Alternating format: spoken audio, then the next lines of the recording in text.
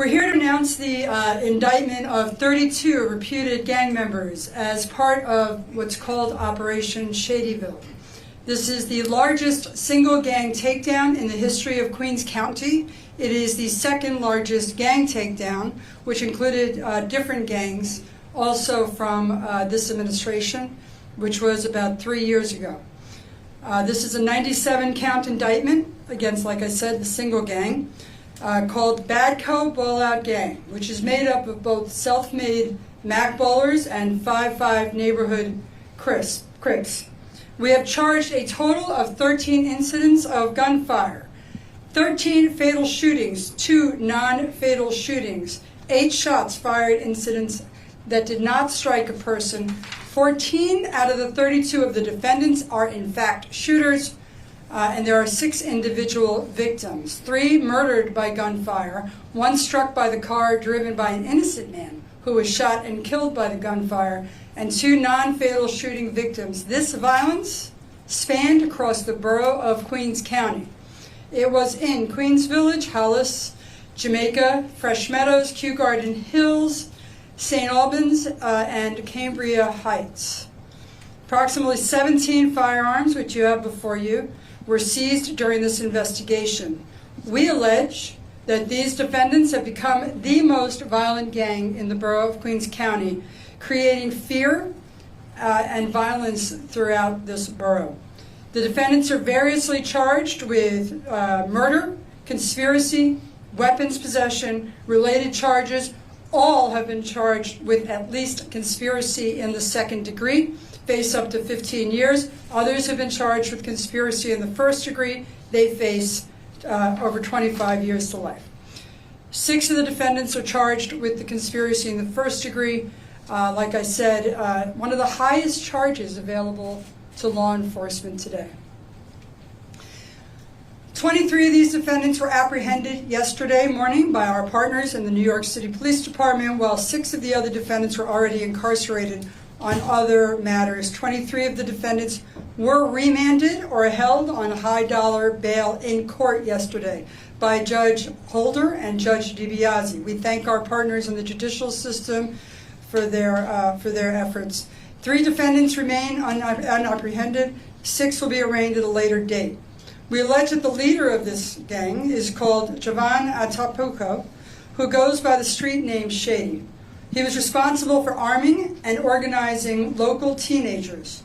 He also gave permission to gang members to shoot rivals. The group primarily operated from Atapuco's home in Queens Village.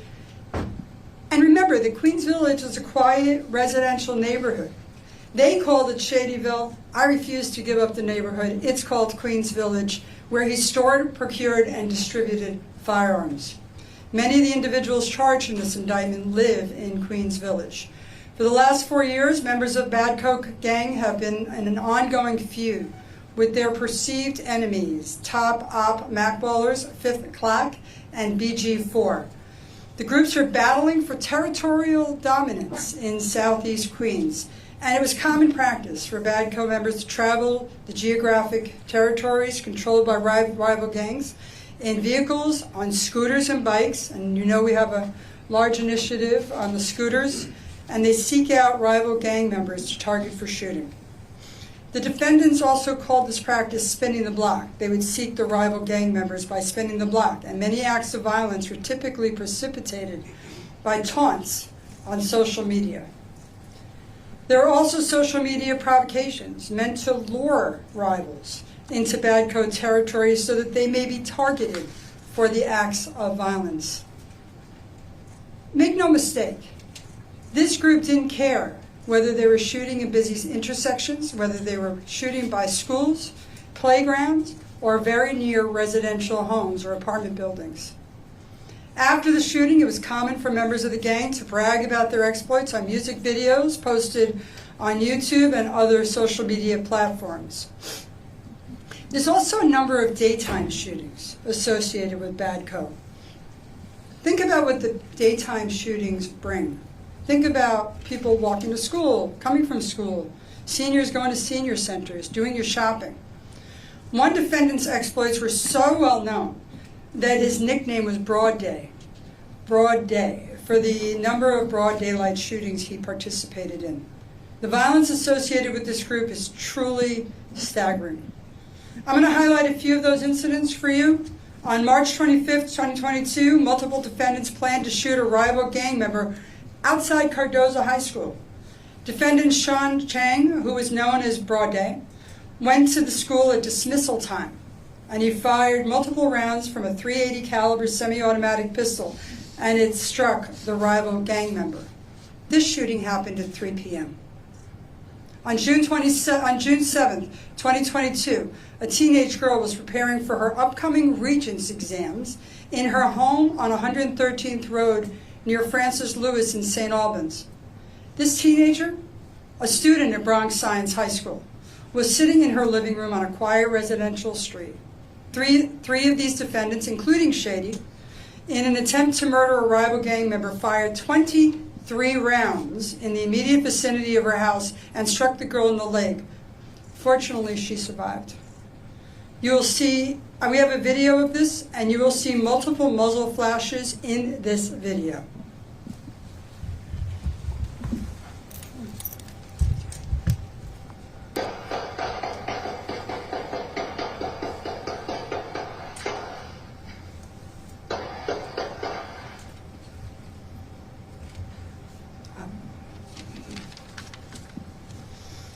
By the way, in this indictment, it is 3 fatal shootings, not 13, like I said. So 3 fatal shootings in this indictment.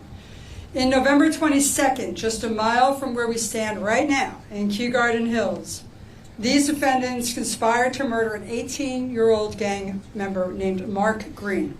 At least 5 individuals gathered outside North Queens Community High School next to the Queen of Peace Roman Catholic Church on Main Street. Defendant Jeff Joseph, whose street name is Havoc, and Shady approached Green. Havoc took out a loaded gun and killed the 18-year-old. This shooting, by the way, happened as well at 3 p.m. in the afternoon, in the middle of another residential neighborhood. Just a few months later, on January 20th, 23, a then 14-year-old defendant known as Shifty fired multiple rounds outside the New Dawn Charter School and Early Bird Educational Center in Jamaica. I'd like you all to just remember who goes to those schools, very young people as well. This shooting happened at 3:50 p.m.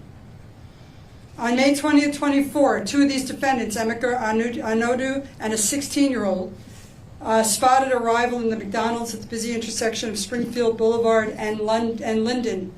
Both defendants fired multiple rounds into the McDonald's, and miraculously, no one was injured. This shooting was again in broad daylight at approximately 3 p.m. In the upcoming video, you will see the perceived rival in red standing outside the McDonald's.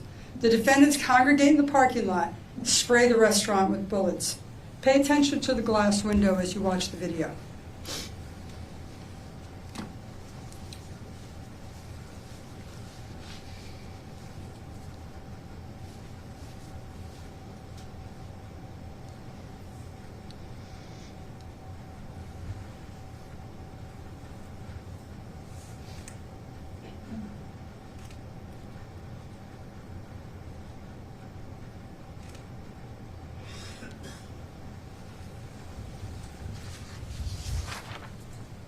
Three o'clock in the afternoon.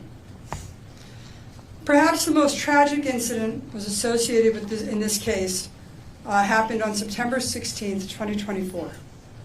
A then 15-year-old defendant, after getting into an altercation with a rival gang member near Popeyes on Farmers Boulevard, produced a firearm, pointed it at his rival, and fired the weapon multiple times into the intersection. At that same time, an innocent motorist, 66-year-old William Alcindor, was driving his Nissan Rogue eastbound on Baisley Boulevard. The 66-year-old was shot, struck by gunfire, and lost control of his car, which crashed into a 23-year-old woman who was sitting on the sidewalk. Mr. Alcindor died from a gunshot wound to his forehead and 2 in his chest. The 23-year-old woman suffered a head trauma, a collapsed lung, and is still having mobility issues due to the lower body trauma she suffered in the crash. The next video, I warn you, is very disturbing. You'll see a perceived rival pass the defendant on a scooter. The defendant produced a weapon, fired across the intersection. After the gunfire, look at the right corner of the video. You'll see the Nissan that Mr. Alcindor was driving crash into the building at the intersection and hit the innocent pedestrian.